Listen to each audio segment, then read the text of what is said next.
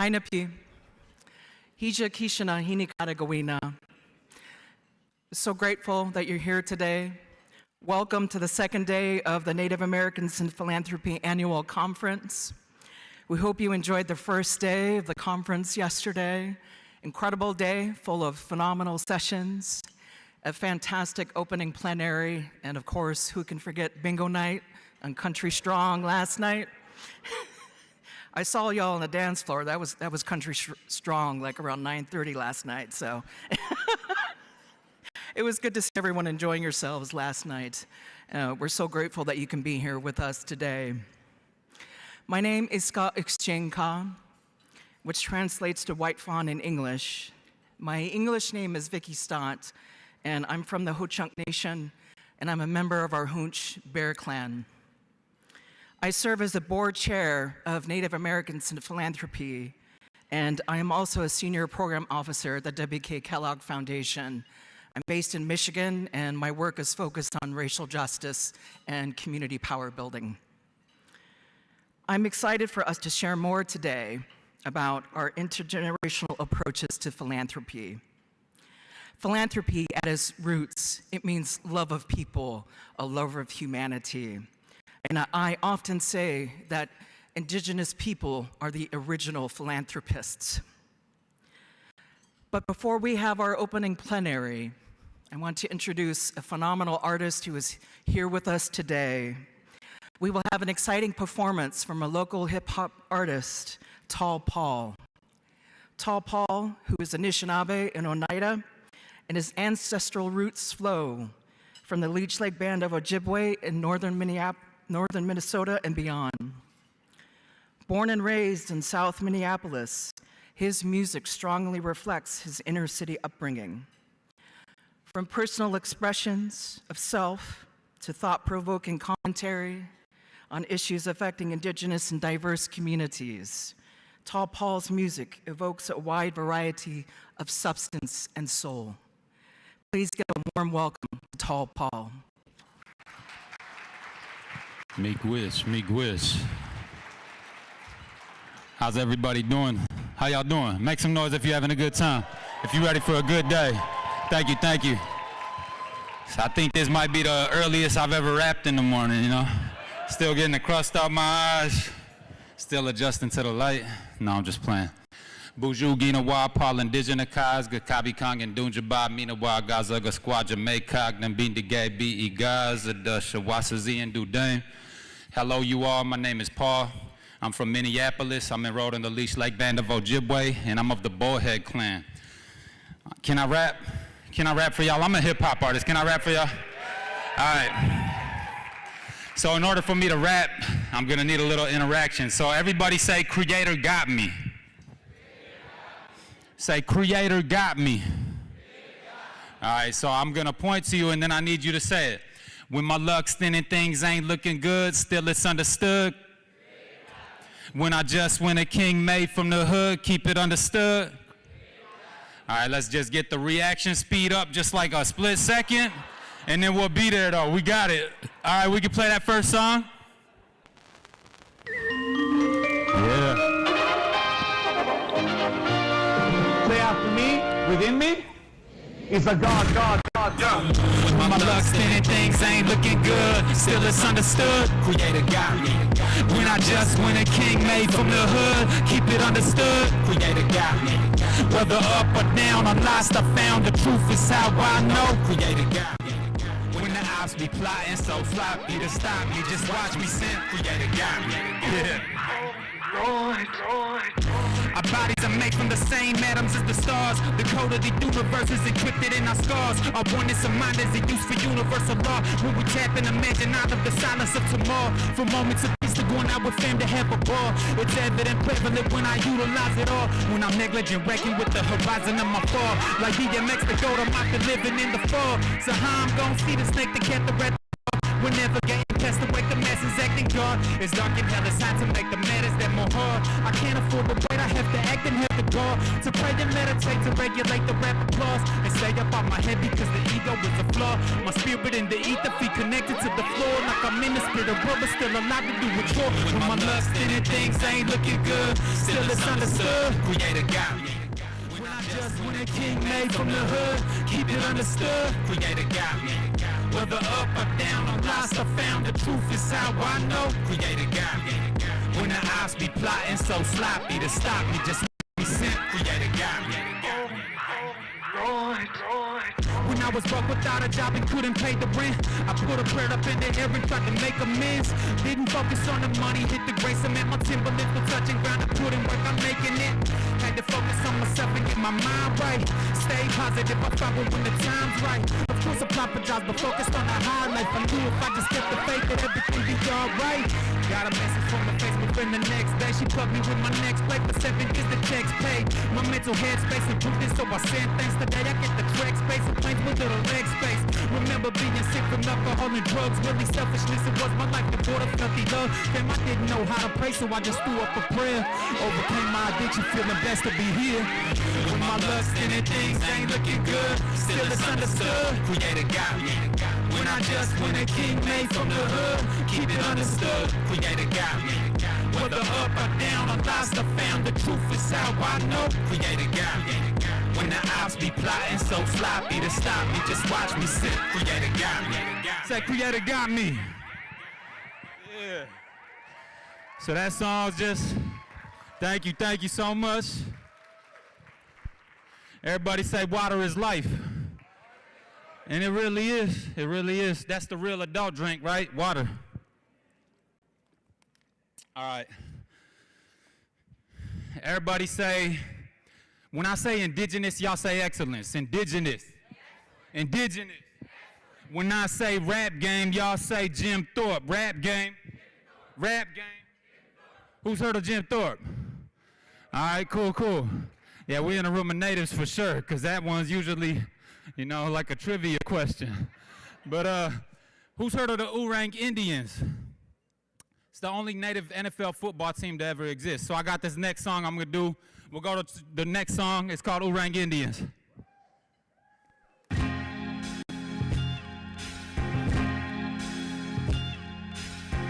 I'm going to want y'all to clap with me on this one, okay?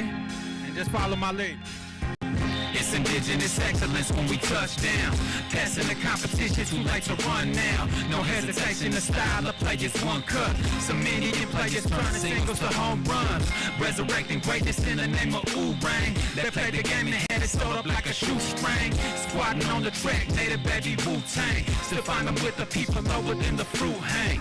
Anishinaabe with Todd and Nashoni in my blood. I could have phony replicated our roots in the mud. This government structure tried to copy my ancestors. They fundamentally fell by sicking their hand fetchers. I'm matrilineal systems, assured our clan wellness. Hero P, I'm Patriarch City, assured the spam stretchers. Forget walking our water, we make our food grow on it. We picked this up out the bootstraps, they made the loopholes common. So throw that lazy Indian connoting out the dough. Potent flow, known to power up a fellow native soul. My brother got the Oorang Indians in his jeans. His great pepper, John Baptist Thunder play with JT. The only native team is in the NFL. It's the rap game Jim Thorpe here with the story to tell. It's only right I do it potent with some native poets. The spirit of bright path is in me, yeah, he probably wrote this. It's indigenous excellence when we touch down. Passing the competition, too late to run now. No hesitation, the style of play is one cut. Some Indian players turning singles to home runs. Resurrecting greatness in the name of Oorang. They played the game and had it sewed up like a shoestring. Squatting on the track, native baby Wu-Tang. Still find them with the people lower than the fruit hang. How's that one? That was all right? It was all right? Yeah. That's my jam right there. I got a few notable native rappers on that song. You can check that out online. Got Stan Jotty on there. Got Twin City Tone and some other guys. This next one is probably the one I'm most known for. It's called Prayers in a Song. I actually did this as part of the senior project, as part of my senior project at the University of Minnesota when I graduated. And I did it as a language revitalization effort. So let's play that one.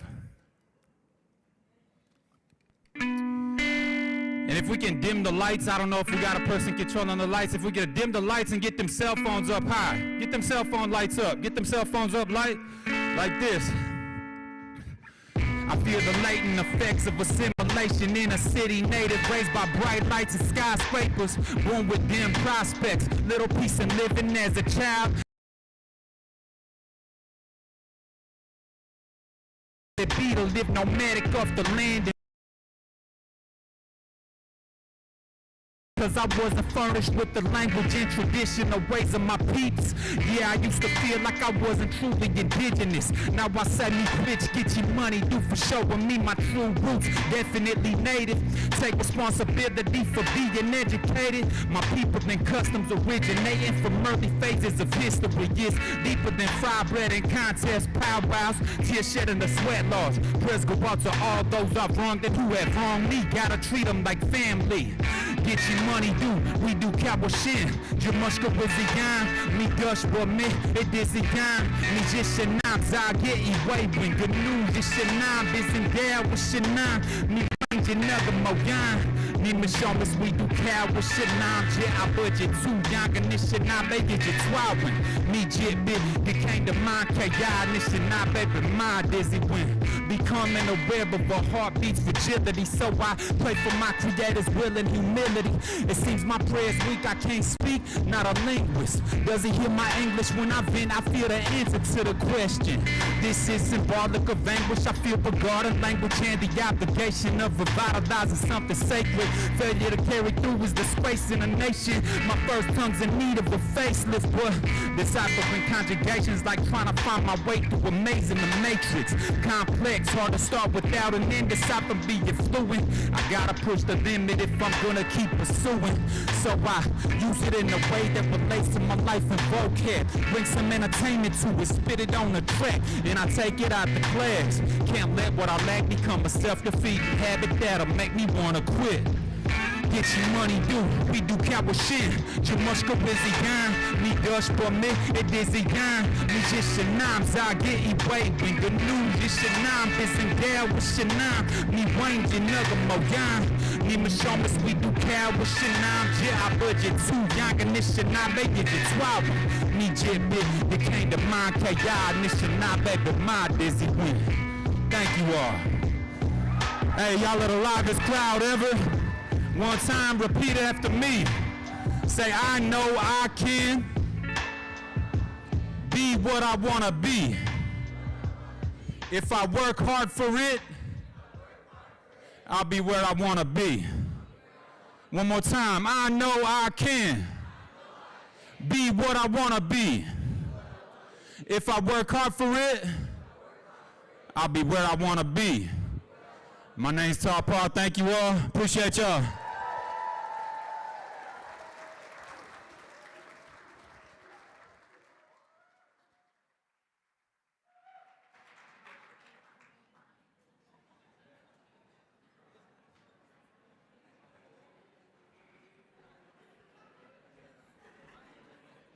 Thank you so much, Pinigigi, Paul, for that incredible and very beautiful and moving performance. Let's give him another round of applause. Paul, I really appreciated his framing around Indigenous excellence and also bringing Jim Thorpe into the room. Really appreciate the path that Paul is paving forward for so many of us today. So we're going to continue this theme of Indigenous excellence. Today we have a panel on the significance of an intergenerational approach to philanthropy. We will hear from some of Native Americans in philanthropy, Native youth grantmakers, as well as working professionals in the philanthropic field. This session this morning will be moderated by Eileen Briggs, a fantastic human being who is a member of the Cheyenne River Sioux tribe, and she is also a fellow member of the Board of Directors for Native Americans in Philanthropy.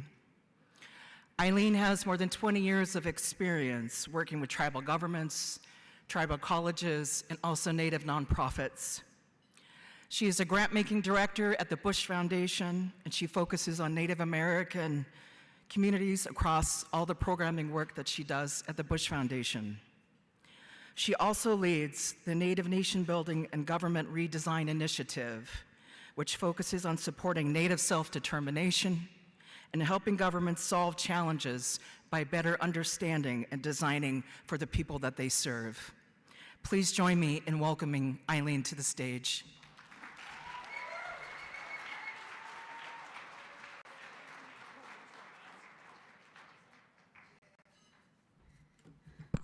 Hi hani washte. Ha, chante washte nape chuzapi. I greet you this morning, good morning, from my heart with a handshake from my people and my family and myself. I'm so happy to be with you today, and it's a real honor to be asked to help moderate this panel that I think really is central to indigenizing philanthropy. This work at the Native American Philanthropy, I've been a part of it, I want to say like not since I was a young person, but I will say, you know, when I was coming really early into my career working with a tribe, I was part of the Circle of Leaders Academy that Native Americans in Philanthropy was helping to grow a group of leaders and Native nonprofits, and hopefully for people to find their place in philanthropy. And who knew? I did not expect that in 2008, but here I am working 7 years at the Bush Foundation. So I'm so happy to be here at the conference today and to be leading, moderating this panel. Today we're going to discuss intergenerational approaches in philanthropy and the importance and why they're so critical to the forward movement and innovation in the field. You know, intergenerational approaches are the way we do our work in Indian country, the way our communities and our families make decisions. And it's an approach that's just integral to our way of life. But it's fairly new to the philanthropic workspace, and it's often challenges the perceptions of a professional workplace. We must acknowledge that the philanthropy as a field is fairly homogeneous in age. In terms of age, and the broadening the scope of who we're bringing to the table for conversations needs to be able to be prepared to create a more inclusive and responsive field that is representative of the needs of an entire community. The voices of young people and elders are critical to indigenizing philanthropy. Their transformative and innovative ideas will help change the way the field is operating. Our elders provide us expertise and learnings and insights, and the collaborations between them, that's not just new and exciting, but it's truly beneficial to our work and the social issues that we all work on. So please give a warm welcome to our panelists.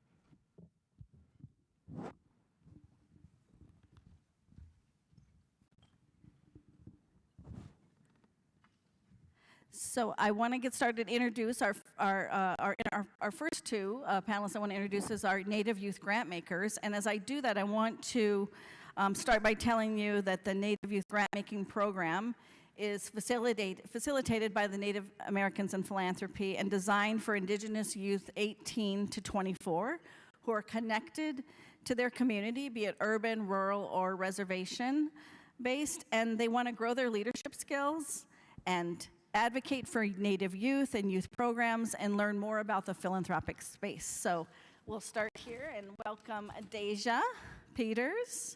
Kuikwa Sanamu, everyone. Natasuis Deja Peters, New Tomas Kanatai Masipiat.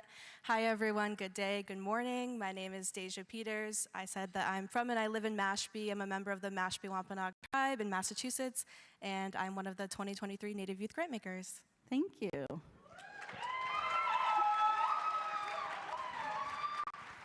Michaela? Poso Mauniwiak and Eswisian Michaelan Peters. Hello everyone, my name is Michaelan.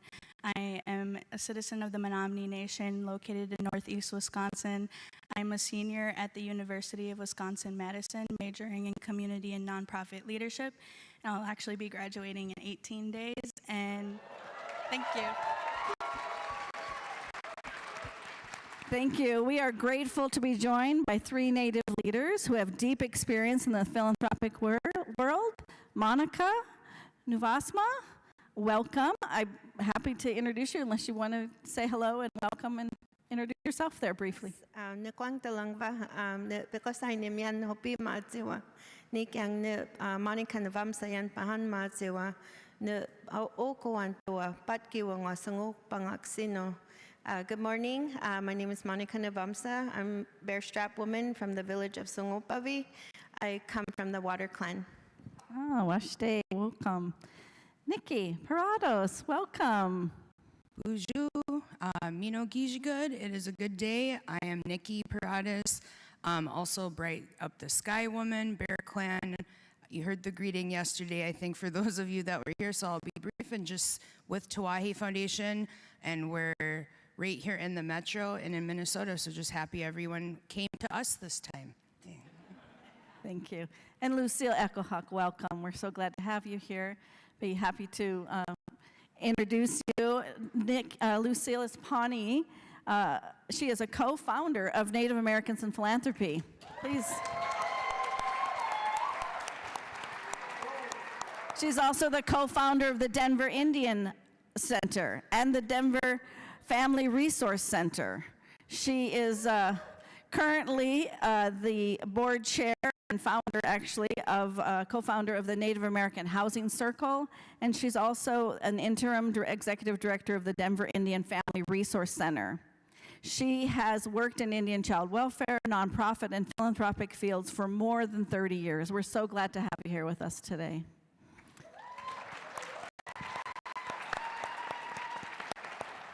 So we're so grateful for that warm welcome for this amazing panel, and we will have some time for Q&A after our panel, and you can submit your questions. You've kind of got the drill now, but on your conference app, and you can find that by tapping agenda in the lower left-hand corner, and then tapping the plenary session we're in, and navigating to the Q&A section. Organizers are going to choose a few questions for us at the end. Awesome. I just saw some people out there, I know. Hey. So we are going to get started with just asking each of you to offer your short answer to, get us started. What does it mean to you to adopt an intergenerational mindset in philanthropy? And why do you think it's important? I'll start with you, Monica. An intergenerational mindset is pretty ingrained in the way that we operate in our community, but I recognize in my current position, I'm transitioning. I'm in a succession process at the Hopi Foundation, and I've learned not to take it for granted that we will continue to steward that practice. It's a lot like democracy. You have to implement it. You have to hold it all the time. You always have to remind and teach that practice. So I feel like intergenerational mindset is something we have to continuously steward in the work. Thank you. Lucille, how about you? Well, I believe that and have practiced through my long career. It's actually more than 30 years, but it's a way of life that as one ages, one has the responsibility to give back in many ways, and one of them we're referring to intergenerational, but it's also the responsibility to mentor the coming generations. Many of us have been blessed to have wonderful, wonderful experience in the nonprofit sector and in some cases the mainstream philanthropic world, which I did with the Casey Family Programs. And I just took it upon myself early on, through the teaching of our parents, to remember to always be available as a mentor to others who come behind, because we're blessed to have good experience, share it. Fantastic. Michaelin, what are your thoughts about that?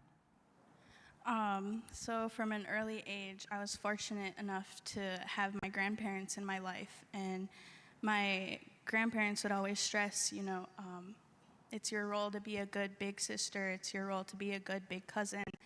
And I learned from them what it meant to be a good relative, to take care of our visitors from other nations, to take care of the drum, to take care of the babies around in our family. So when I'm given these spaces through Native Americans and philanthropy as a youth grant maker, I'm always thinking, what can I learn from these people in these spaces? What can I take? And then how can I take that and go home and transfer this knowledge to kids that are younger than me, or even my peers who don't have the opportunities to be in these spaces? I also think that culture plays a big aspect into it, because once we have culture, we have our identity. And when we have our identity, we're able to be creative, we're able to learn better, we're able to foster these ideas and connections with not only in Indian country, but all over US philanthropy and government. Nice. Deja, thank you so much, Michaela. Deja, what are your thoughts? So when I think of intergenerational philanthropy, I kind of think of what was already mentioned, where as Native people traditionally, we already have an intergenerational mindset, I would say. We already are taught to respect our elders, and I think that we also are taught to appreciate our youth. So I think that once we as Native people enter into these spaces, with that we bring our traditional values. And so I think it's just important to highlight, that concept that we have of that intergenerational connectedness. And I think it's really important to give our youth a seat at the table. And that's why I'm super grateful to be here today and to be able to speak with you all, because I think that that's so important, is to be able to uplift our youth and give them that platform. I think that's a big part of intergenerational philanthropy. Thank you. Nice. Nikki, what would you like to offer? Well, one, I just love to see that it's like NAP has it as a practice, right? We're not talking about it, they're doing it. They were community grant reviewers. So I just love seeing that in practice. And I think even extending though beyond our indigenous communities, I think the reason it's important is, right, the entire globe, all of society is crying out for connections. COVID kicked the dust off of what was already a phenomenon of like disconnect, right? In our families, in our communities, and part of it's this, even though I like to rag on tech and it has many benefits, part of it is that. And so it's so important that we create those spaces and really put that work in. And I think, just academia has been writing about it, that we need social infrastructure, that we need intergenerational approaches. And I don't know why it's only valid when academia or non-native spaces make it valid, as an aside point, but they're finally catching up. And since it's everywhere, I think that really underscores the need for it.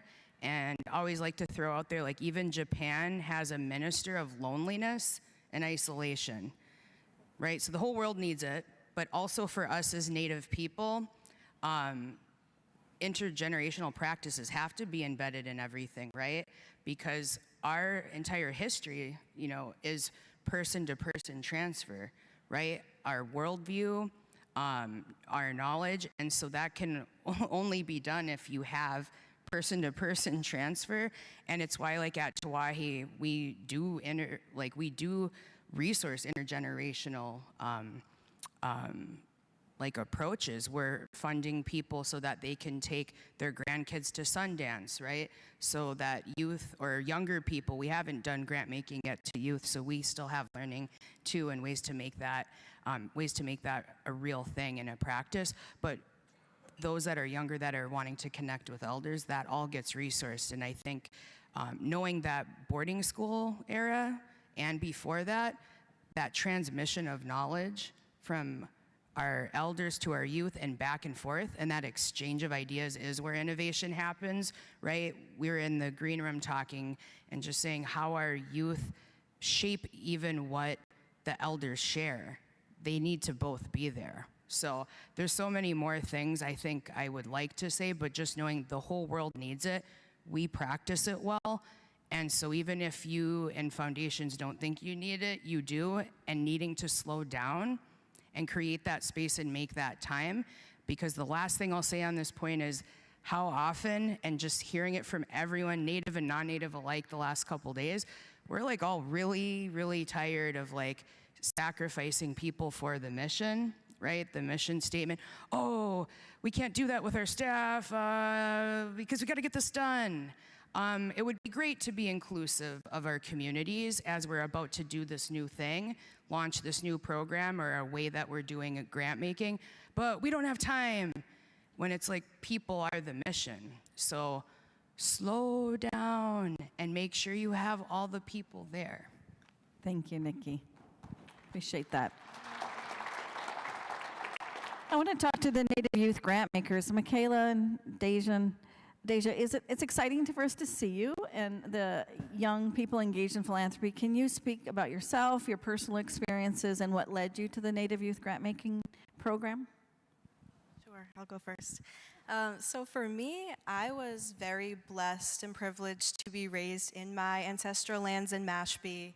I was raised with the strong values of what it means to be a Wampanoag person. I had my elders always there teaching me songs and how to, hunt and fish in the traditional ways and, bits of our language I've been learning. And so I was very grateful for all of that. And I think that as a young child, I was always just trying to absorb as much as I could and just take that all in, learn about our history and learn about our ways.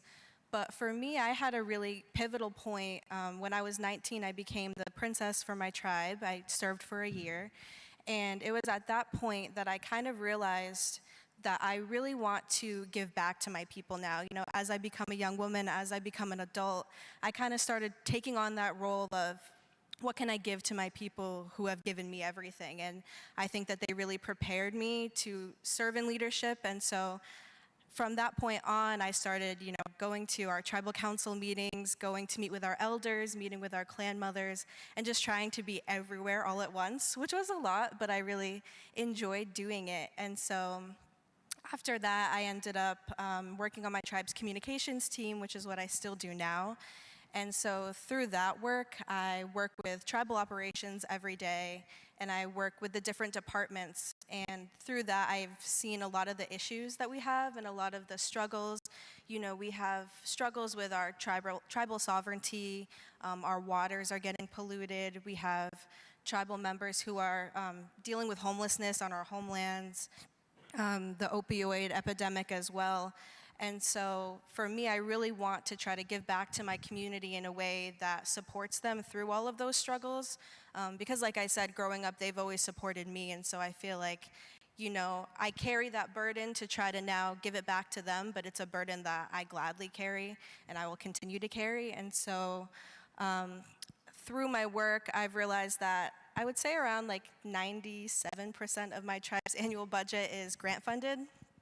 And that's great, but it also makes programs hard to continue as the years go on, because once that grant funding is over, a lot of those programs kind of drop. And so for me, once I saw Native Americans in Philanthropy, I learned about their organization, and I saw that there was an opportunity for me to be a Native Youth Grant Maker, learn about philanthropy, learn about grant funding. And it's also a tribal leadership program, so a way that I could, enhance my leadership skills and meet amazing tribal youth from all across the country. It was kind of a no-brainer, so I'm really glad I ended up finding this resource. Thank you. Michaela? Growing up, I always knew I was going to do something for my tribe, whether that was be a doctor or, I was really interested in law and had my mindset on law when I went to college. It wasn't until my sophomore year when I lost my older brother to suicide, and I was, away from home, on campus. I didn't have a community that I do now on campus, and I didn't know what to do, and I was filled with a lot of anger and sadness, and I seen my community was impacted. I created a mental health initiative called Bucket of Support to bring in more language through mental health affirmations. I posted, ways to get out and get physical activity or how to connect with the community. We had scholarship nights where we would go sit at the youth center and help seniors apply for scholarships. It was just of my way trying to reach those people that felt the same way I did. And I didn't even realize the impact of this small initiative and this small Facebook page that I created until I came across a new major at my school called Community and Nonprofit Leadership. I switched my major right away from sociology and law to this major and found the Native community. I do programming on my campus now. I sometimes sit on the mental health task force for my tribe. And then when I came across Native Americans in philanthropy, I was like, this opportunity just sounds like it's curated for me. So I applied for it, got into it, went to LA for the first trip, and it was like a glove. It fit perfectly. I was able to learn from all these other youth across the country on what they're doing in their community. I was able to take a lot of those skills and think about what can I do in my future. And thinking about my youth, I grew up in programs that were funded by grants with all the lovely ladies over at the Youth Services Department. And they've all become mentors to me. And I realized that in order to continue to keep these things going within my community, we need to have grant writers. We need to have people seeking out these funds. We need to have people going around the country and saying, this is happening within my community. I need help. And that's the first question that a lot of people don't want to say for or advocate is, I need help, because we're often embarrassed or often think that we shouldn't have to ask for help because we receive all these government programs and funds. And when we can all come together and, work off of each other and learn all these different processes of what we all go through and, oh, this tribe was successful with this, maybe we can implement it here, and then we can create these successful programs for not only our youth, but from our youth to the elders. Thank you so much. I wanted to ask if one of you would be willing to share how Native Youth Grantmakers is thinking and really talking about intergenerational approaches. Yeah, to start out with that, whenever we go to a new city, NAP always brings in people that occupy that land. They always come and share a piece of their culture, and almost every time it's an elder. So we're able to hear from them on what they think about our program, what they're doing in their community. So that's them transferring knowledge from the elders to us. But we also, when these elders come, they bring their kids. So we get to see the little kids running around and see them dancing and get to speak with them for a bit. And we also, NAP emphasizes the point to keep an open communication. So when I'm going home, I take my tobacco and I sit down with elders. I offer them my tobacco and I listen. I sit down and I listen to what they have to say. I share my experiences from my travels and tell them, oh, I did this, I heard from this person, I met people from this tribe. And then often 9 times out of 10, they become comfortable and they want to share experiences from their past that they often don't want to talk about, whether that's from boarding schools or termination. And NAP is giving me the confidence to have these conversations, but also take everything I learn in these conversations and implement it in my work. So appreciate that. Yes, please. The work of the Native Youth Grantmakers is so inspiring, and it's really, really helping to cultivate the next generation. And as we think about, Lucille, as we think about in your retirement, I don't know if any Native people really ever actually retire, because it's the next chapter of work that you do for after an incredible career, and you have this continued commitment, of course. What reflections do you have for the field about the biggest opportunities for philanthropy to be a force for Native people? Well, I want to begin by saying it is a force for Native people, and I want to commend all Native people who have been involved in various ways in particularly the mainstream philanthropic field over the last many years. I think we often are so crazed with the work we do every day that we don't take time to see how far we've come. And I would just encourage us to take deep breaths and look back, or even now, at how much best practice is going on that can be shared widely, because we don't have to always be in silos to look at what's good that's happening here or there, but write about it. And I'm not into social media, but for those that are, that's a great medium to communicate. And even in my advancing years, I realize that even though I don't do social media, I do admire how well it connects people. And I think we need to do much more sharing.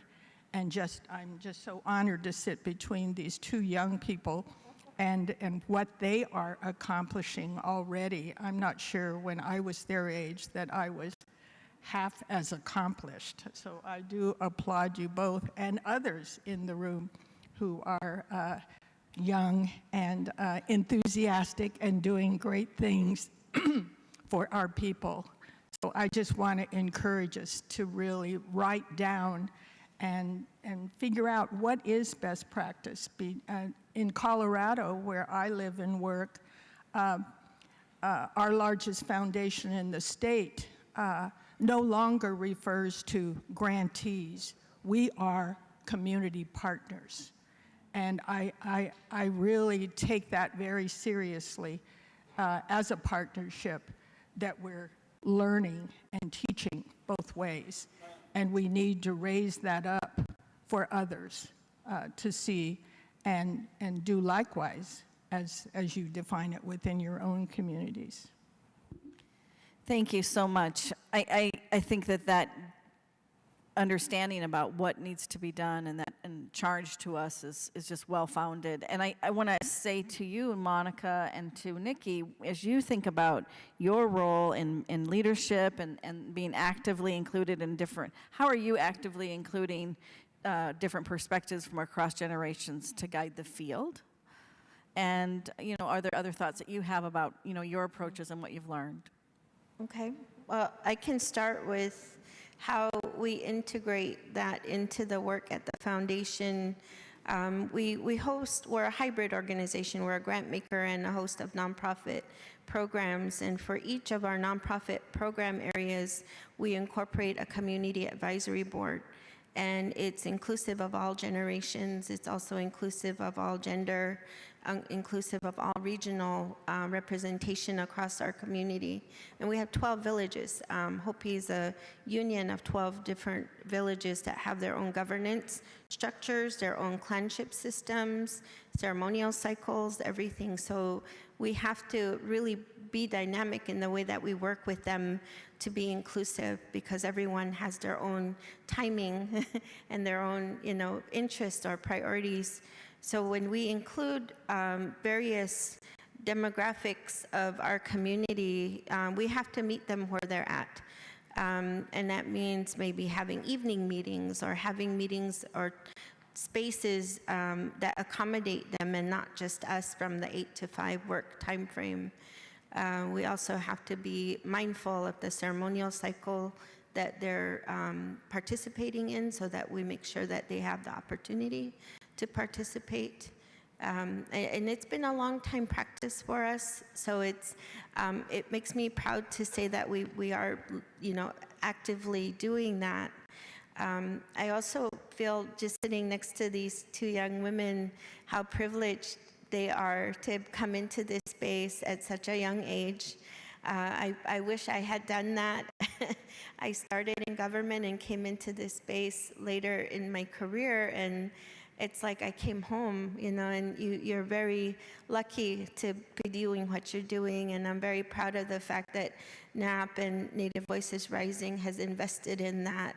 It definitely puts their passion and their heart where, their investments are, and that's in our youngest generation. Thank you, Monica. That's so right. They're so privileged, and such a beautiful place for them to grow into. Nikki, what's your experience? Saying I feel like I'm in the middle of the kind of age and wisdom and continuum. And then I sometimes joke or think like maybe the least creative or new thinking in that continuum, when we want to bring in youth and we want to bring in elders. And I think knowing just a lot of the right decision making in a lot of our foundations and our organizations are people that are my age or maybe a little bit older.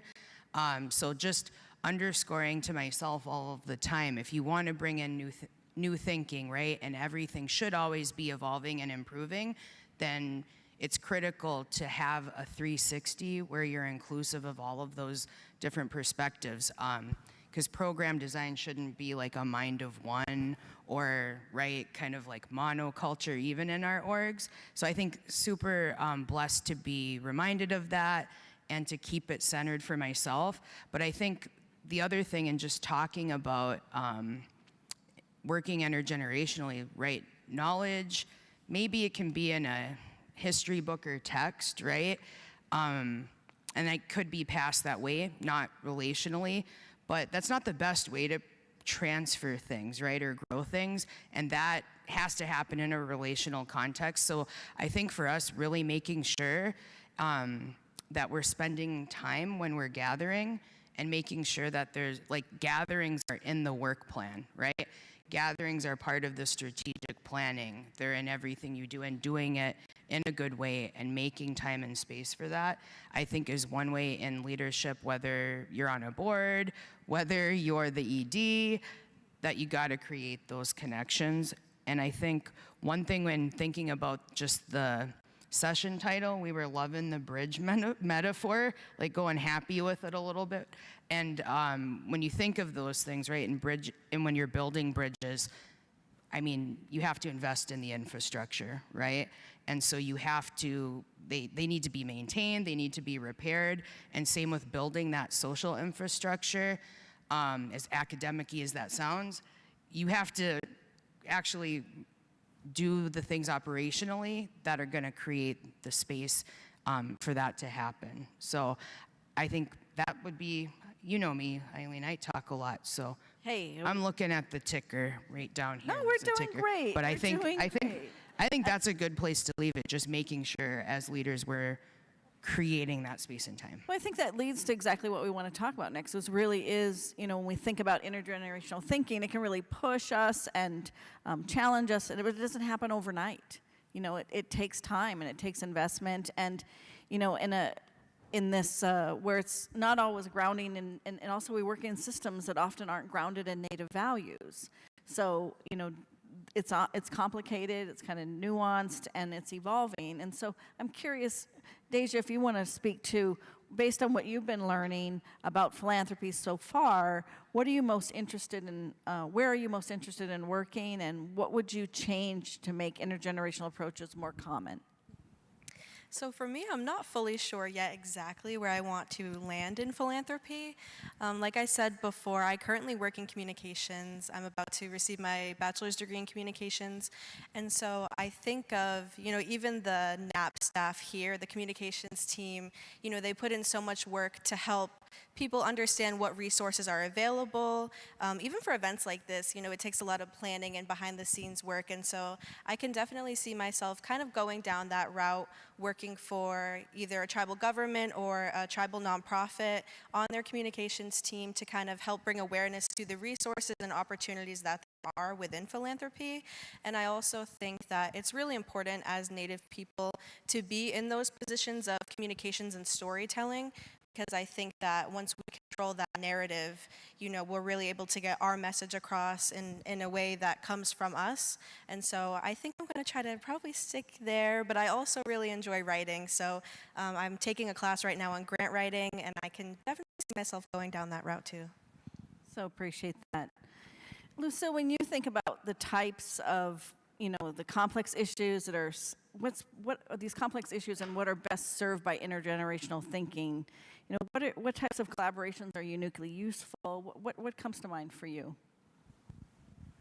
Goodness, as we all know, there are so many issues. Yeah. I think we need to really be thoughtful about what resonates the most where we are, and that can vary because we can't take it all on, because when we try to do that, we burn ourselves out. That's very easy to do, and I see head shaking, even among the young, who have much more energy than I do. But I've always been fairly selective about issues and trying to always be in a convening mindset that I don't sit by myself and think about these things. I, talk to like-minded people who are concerned about the same issue, and an age range, because I think we often can think about these issues in the context of our own experience, depending on how old we are. Some of us have seen a lot, and that's valuable, but also the perspective of the here and now is very important, and that's why I think it's so important more and more to bring elders and folks in the middle as well as the young people together more often in very meaningful conversations to address these issues, and not just talk about them, but also strategize on how incrementally they can be addressed to where we can see progress at any point in time. Because when you constantly beat your head against the wall, you can become disillusioned, and you don't see progress, and you think it's a waste of time, which it is. So we need to be very thoughtful and inclusive of the voices at the table to come up with proposed strategies to address some of these issues, because there are so many. And I grew up, my parents raised us to be optimists, that we can see, we take on issues where we can see light at the end of the tunnel. And that's easier, because we can't solve them all, but let's solve some of them. So thank you. That's great advice. Yes. Thank you to your parents for that. Nikki, Monica, what are some of the hurdles or barriers you can anticipate for organizations, that might be interested in getting serious and about their intergenerational practice, and how could you imagine overcoming those barriers? I'll start with you, Nikki. That's a big one, and I think one of it is just coming back to, again, investing in time. The time it takes to do that great thinking well, and that usually gets circumvented all the time. And I'm looking just at a couple notes and the ticker A. And I'm really holding back, y'all. I like to joke a lot, so I'm like, but this is like, to me, I feel like because the topic has so much importance and weight, that's why I'm not going to do that today. That's just a choice I made. I was like, I think because I want myself to even be focused. Meet her in the hallway, she'll have the jokes. Yeah. And I don't want to drown out, I think, too, the opportunity of the messaging by a joke, but just to say that I think the hurdles are things that we've been talking about in the last couple days. They're going to be things that we're going to talk about in the next, hopefully not couple decades, but at least another couple years. Being very optimistic, Lucille, and I love that, and same. Because change, sometimes we see it glacially, and sometimes it can happen very, very quickly, right? And we see that a lot with social movements can help us advance change a lot quicker than talking about them in the halls of DC, or as Edgar Vignaway would say, the gilded halls of philanthropy. We can make things happen fast, and I think philanthropy doesn't always understand the scope of or the scope of the project of building these bridges across generations. It's often just quickly wanting to purchase the outcomes, right? And that it is a process and that it takes time. And even many of us in the room has one big shared barrier from the nonprofit sector, and Tawahi is kind of Hopi Foundation and straddling nonprofit and philanthropy, so we work twice as hard. And we're often, you might not see us a lot of times in spaces outside of NAP, right? At conferences where philanthropy gathers, because we're in community. So just saying that as well is a challenge of balancing where do we need to be heard, and to say the things that are, I think, worthy of being heard, we need to be in our communities, right? And not in like a vacuum. So I think that idea of just not investing in that, and so many of us get a grant that's 1 year and then 6 months in report on the outcomes. It's like, okay, so that's a shared, I know that's a shared obstacle, but again, on that building the bridges metaphor, it's like we need to invest in big programs that do things like, for example, at Tawahe, in slowing down and it took a couple years to hear our community members of all ages, right, sharing, you know, and opening up the question, what do you want out of Indigenous leadership? And it wasn't like, let's build pipelines into all these different sectors of our people, right? Because just being in a space isn't enough. It's also having the skills to be in those spaces and really impact them. And that's kind of what they said. We want to see both youth to elders alike on the spectrum, our cultural values showing back up, and how we are empathetic, active listeners, inclusive, and with all of that, again, just saying that that takes time. So for philanthropy, invest in yourselves to do that work, but also invest in us to have the time to do that as well. Right.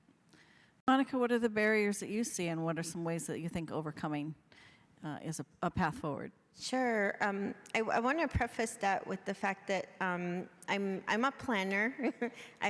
That's just my nature, and I'm also a grant writer, fundraiser. That's how I came into this field of philanthropy. And so I'm always looking at the long game, you know, the strategic vision and how I take the steps to get there. And there's all kinds of ways you can get there.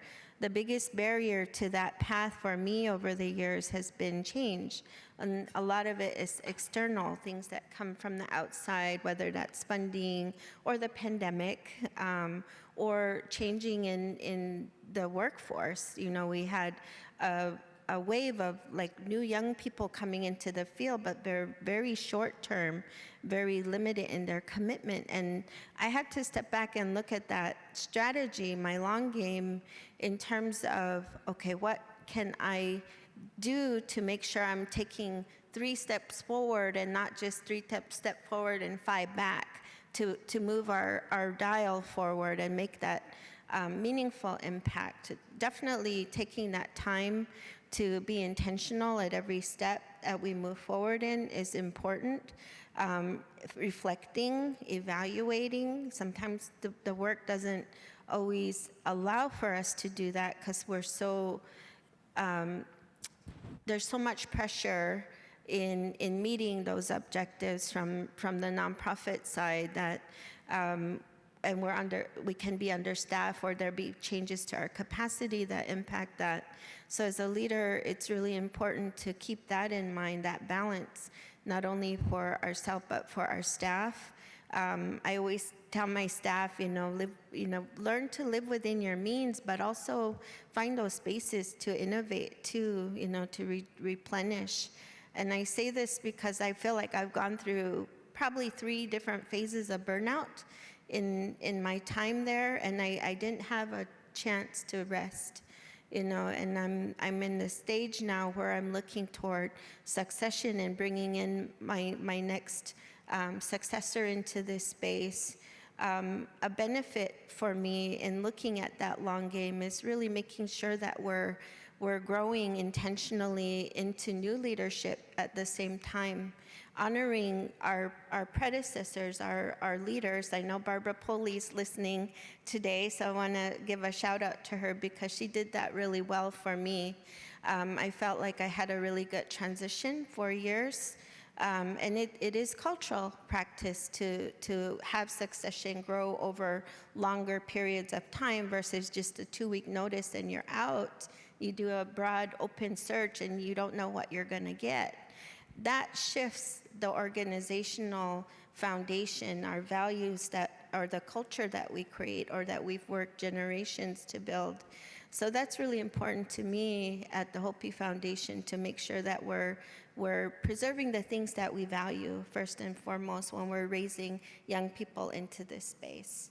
Yeah, I think everything that you're saying there, Monica, is really baked into the values of Hopi people and the way you know, even your long game is just an intergenerational approach. I mean, you didn't really call it that, but as you talked about, I'm like, yeah, and then you brought in the next generation, and Barbara, who I've met and is, you know, an elder in your organization, really, and you're doing that for your next generation, so it's great to see that. Real quick, one more thing is it's so important not just to honor the folks that came before us and continue to preserve the best practices that they taught us. It's also just important to look behind you and intentionally raise people up behind you too. And I can proudly say I've been doing that for probably almost 9 years with the person that I'm hoping to bring into my position. And I feel like, you know, so much confidence in her to be able to take this on and carry us forward.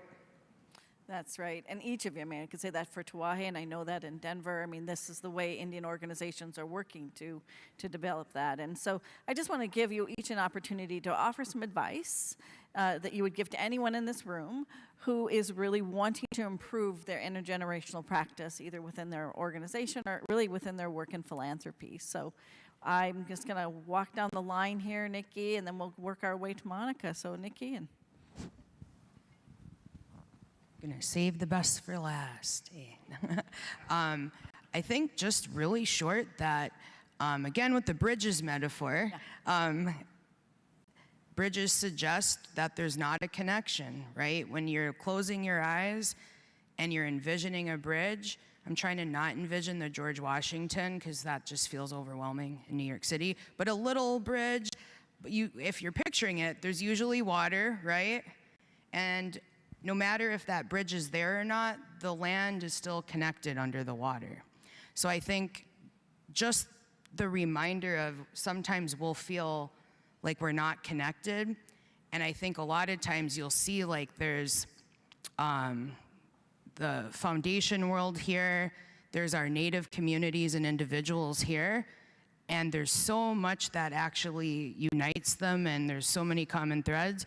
But then there's this informational asymmetry. So I think just reminding ourselves that we are connected across these generations and across differences and people that maybe we don't even feel connected to, we are. Thank you. Thank you. Deja? So I think a way to improve intergenerational practice is to give youth a seat at the table, which is something that I mentioned before, but it's something I could scream to the rooftops, like giving our youth a seat. I think that's one of the most important things that we can do.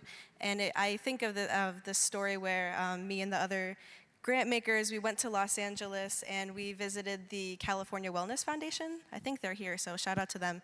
But there was a moment where we went into the building where their headquarters is, and it's this massive building in the middle of the city. And I know a lot of us at that time, we felt like, you know, we're just a couple res kids. Like, what are we doing here? Like, why are we, you know, not why are we here, but kind of just what are we doing here? You know, we're from these small communities. But I think that the Native Youth Grantmakers program, it really encouraged us to, and it let us know that we do belong here and we do have valuable life experiences and valuable perspectives. And so I think I would encourage, you know, tribal nonprofits and different organizations to establish youth cohorts, internships, mentorship opportunities, and things like that to just really let our young professionals know that they do belong here and that their voices and experience is really important when it comes to intergenerational thinking. Thank you. Ooh, I certainly agree with what's been said already, and what I would add is that every voice is important, regardless of which age group you are in. All voices need to be heard. And the key in all of that is we all need to train ourselves also to be good facilitators, to bring about consensus of what can often be very divergent views, and that's not easy to achieve. But I think Native people are particularly historically adept at doing that. So I challenge us all to become better facilitators.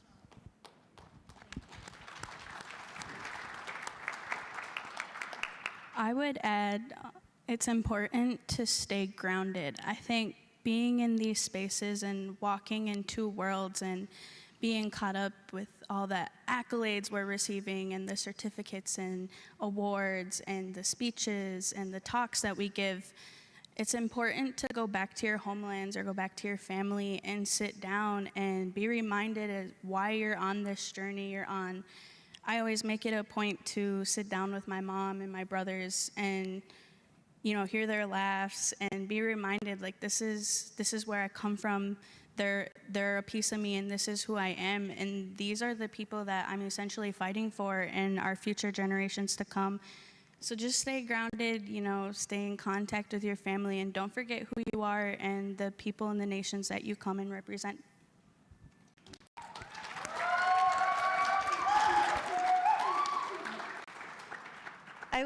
I would add to everyone that I agree with here, to stay curious, you know, and youth really bring curiosity to the table. When those of us who have been in the field, we may have already set our minds on something, their curiosity will change that. They'll open up things broader, they'll innovate better for you, and they'll also bring newer solutions to the table. So be curious, and a good way to do that is to have youth facilitate conversations, because those of us with agendas in the room will neutralize by wanting to inform them and share our viewpoint, and everybody shares at that point. I've seen it happen, and it's amazing the power that you bring with their own energy. Thank you so much for this great advice. Yes.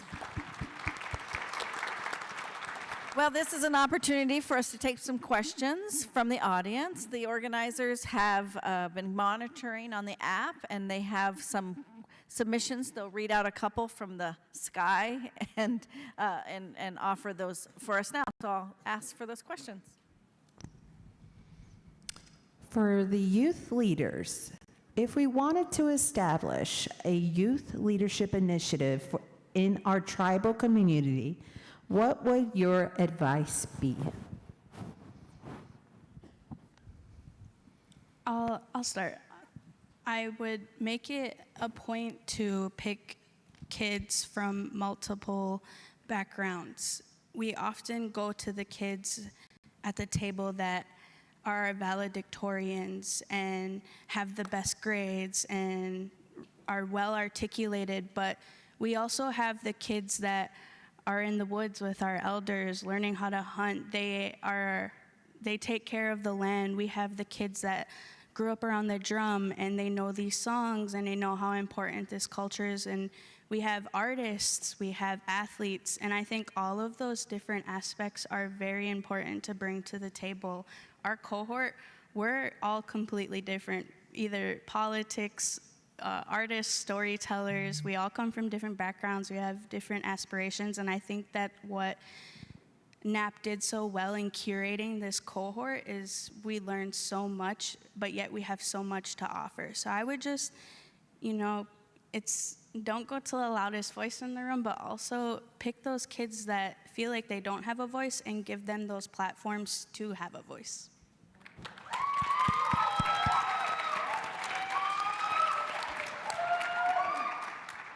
And I would just add to that a little bit. So in my community, we have a youth cohort called the Mashpee Native Environmental Ambassadors. And it's a group of high school students, and they work to advocate for the rights of nature and the rights of herring. And when I think of them, I just think of how inspiring those kids are. And I think it works really well for them because they have pretty much one mentor who kind of oversees everything, but the kids are really the ones putting in a lot of the work. They prepare their speeches, they do, public speaking events and things like that. I also think it's helpful if within the budget they can travel to different places. We've done like cultural exchanges too, so I think when youth get to meet other youth, that's really inspiring for them. But I really think it's just putting those supports into place so that when we have these youth initiatives, they have all the resources that they need. Great, thank you. We have time for a couple more questions. So what do you have for us? Monica mentioned earlier about having a strategic plan for successors. And the audience is wondering if there's anything more that she or other members of the panel would like to add around the conversation of having a strategic plan for successors of nonprofits. So I've looked at a lot of different models out there for strategic planning, so we've sort of mixed that up a little and tailored it to our needs. So our board has a strategic succession plan, and then we also have an internal succession plan that Hannah and I are working on together, and it really helps to develop her leadership vision. You know, we're more than willing to share what we're creating. Definitely don't take ownership of a lot of the ideas. They're incorporated from different spaces, but we can look at leaders on paper, right, on their resumes, and we can interview them and get that part of it. But what you really don't get on paper is like what type of leader they are, what guides them, what motivates them, what is their personal impact vision, where's their passion coming from. And that's what the personal leadership plan does. It helps to draw that out. And it will serve as a guide of, you know, what those parameters are in case things get tough later on, which they will. There will be tough times in leadership, and that will be a good reminder of what path that they set at the beginning, and, you know, help to ease the path a little bit. Thank you. We have a question from a virtual attendee. What is your take on including young men in intergenerational philanthropy, and how should we include their voices? Somebody feel compelled there? I think I have something. I think at least in my community, specifically with the young men, I think a lot of the time they don't know what their place is within the circle. And I always say, I think everyone has their place in the circle. It's just figuring out what it is. So I would say, you know, representation. I think the men in this room right now who work within philanthropy, if you can find a young man who is from your tribal community and kind of act as a mentor to them, or even just show them the opportunities that exist, I think that's a problem a lot of the time, is that people don't know the opportunities that exist, or maybe they think they're not qualified, or that it's not a space for them. So that's what I would recommend, is all the men out there, find a young man and encourage him. Lucille? I would just add that I think we need to be very intentional about including both young women and young men. And it's harder, I think, oftentimes to recruit young men. But I see head shaking, but that we just need to get much more creative about how to do that. And like, we're all females sitting on this stage.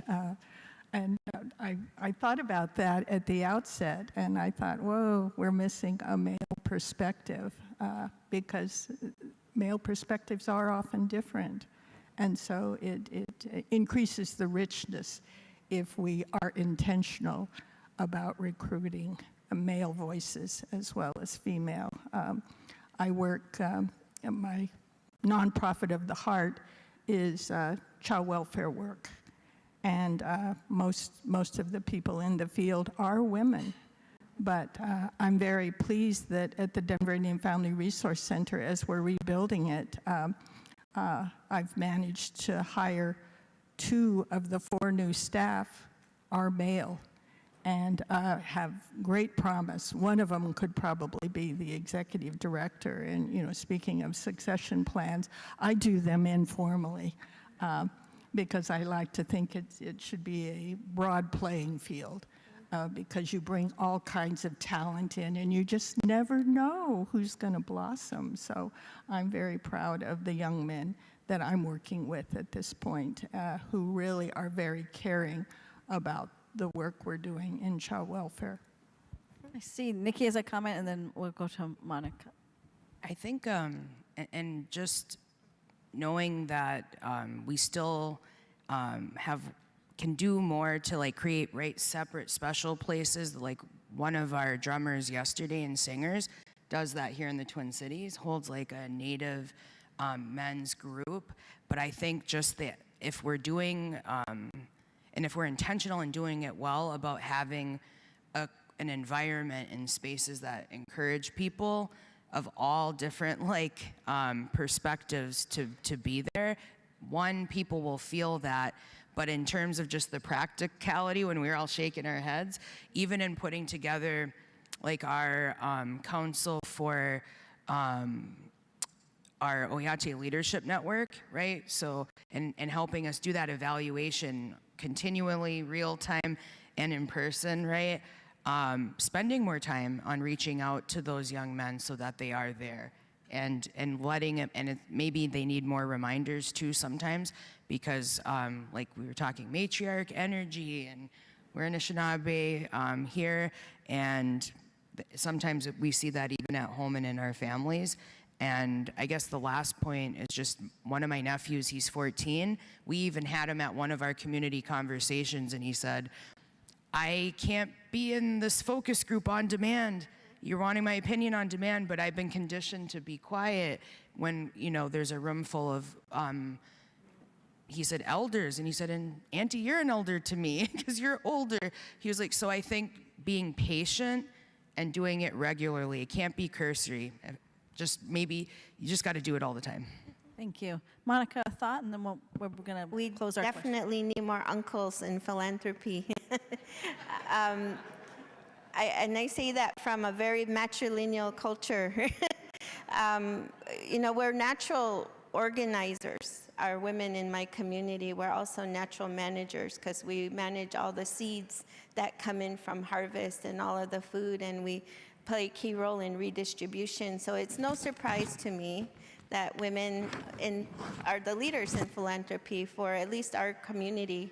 But I also recognize, and it's been pointed out to me, that it's imbalanced because there are very few men, and they're very cognizant of being the only ones in the room and having conversations, especially around feelings, around change, around hard family issues, where culturally our men don't necessarily delve in that on the everyday. So it's a really important thing for me that has come up in my leadership at the Hopi Foundation to make sure that we're being intentional about creating space for both.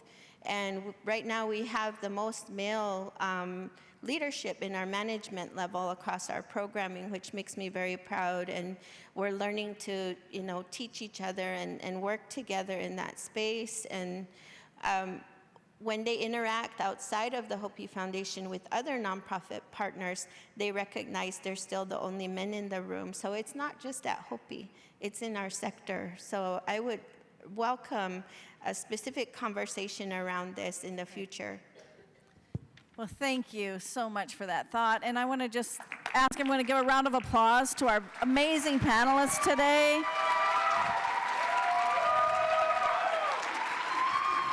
I want to thank you for joining us today, and we are going to close our plenary now, but we are actually going to welcome a man from the board. Michael Painter, a member of the NAP Board of Directors, is going to come on the stage to follow us, but thank you again.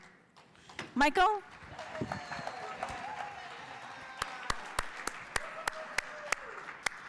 Good morning. On behalf of the Native Americans in Philanthropy and all of you guys, I just really want to thank you for this really wonderful and important conversation and discussion. It was really fantastic. So another round of applause for our session. I'm Michael Painter. I'm a citizen of the Cherokee Nation. I also have the honor of being on the board of NAP. I'm a managing director of Impact and Learning at Neotero, based in Coast Salish territory. This conversation about if you want to work in our communities, insisting that we ground that work in our values and in thinking about across generations, in drawing from the wisdom of our elders and our youth, it's just so critically important. And I want to say this sort of powerhouse women here was really, really fantastic to see. So I'm so grateful. I've one other task. I want to call out one of our major Twin City sponsors and thank them. The Margaret A. Cargill Philanthropies, thank you so much for bringing this conference to reality. So really, really grateful. And with that, I'm going to hand things over to Vernon. Vernon, over to you.